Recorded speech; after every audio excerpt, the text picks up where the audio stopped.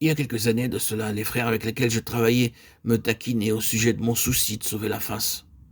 Je souhaitais le faire pour les autres aussi bien que pour moi-même. Je n'aimais pas m'exposer au grand jour, les affaires des autres.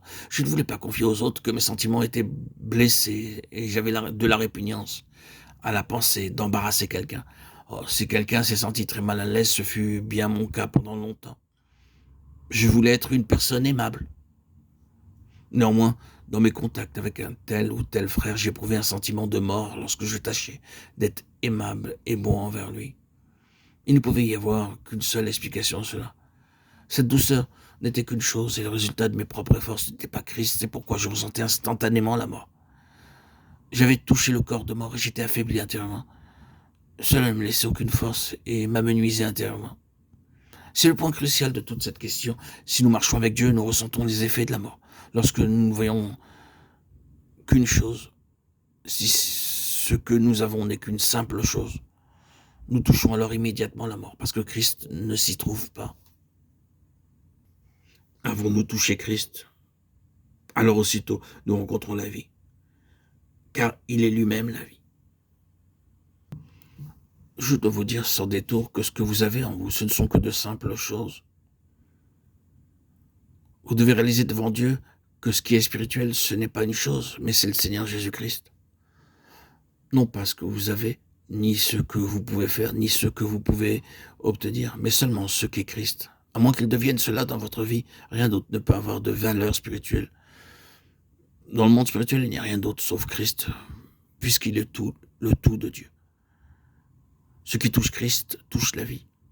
Cela pourrait sans doute nous aider afin de me saisir la pensée si nous l'illustrons par quelques expériences pratiques. Permettez-moi de vous faire part de ma propre expérience. Il y a plusieurs jours, quelque chose s'est passé chez un frère.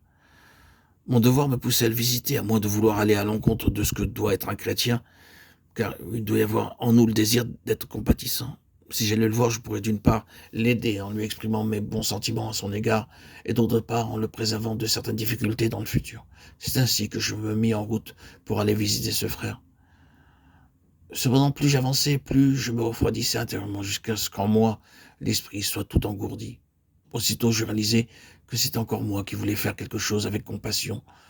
J'essayais d'accomplir une action aimable à l'égard de ce frère, et cependant j'avais déjà touché la mort. L'intention était à la fois louable et juste, mais ne procédait pas de Christ, parce que c'était moi qui agissais. Quelle en serait la conséquence si j'entreprenais cette chose?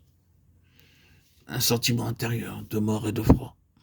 J'aurais pu accomplir une œuvre digne de louange, mais je n'aurais pas rencontré la vie. C'était sans aucun doute un acte de compassion, et pourtant, je ne pouvais pas dans cette ligne trouver le Seigneur. Tout ce que l'on pouvait dire, c'est que j'étais compatissant. Permettez-moi de le redire chaque fois que vous touchez Christ et non pas un comportement, vous touchez alors la vie. Là où vous ne rencontrez qu'une manière de se conduire, vous toucherez sûrement la mort, car c'est vous qui agissez. L'homme charnel, le vieil homme. Nous devons comprendre que le christianisme, c'est Christ, et que la vie du chrétien, c'est aussi Christ. N'amassez pas un millier de bonnes choses les unes sur les autres en considérant que cet amoncellement, c'est la vie chrétienne.